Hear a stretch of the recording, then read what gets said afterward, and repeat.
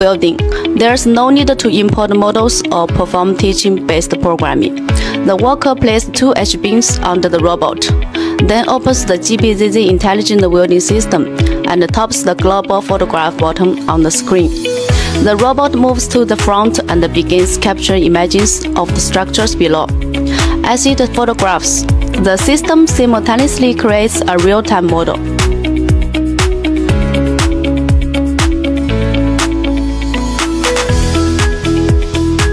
Completing the process in about 2 to 3 minutes. The operator simply clicks Generate Welding Path, and within 1 second, the system generates the programming.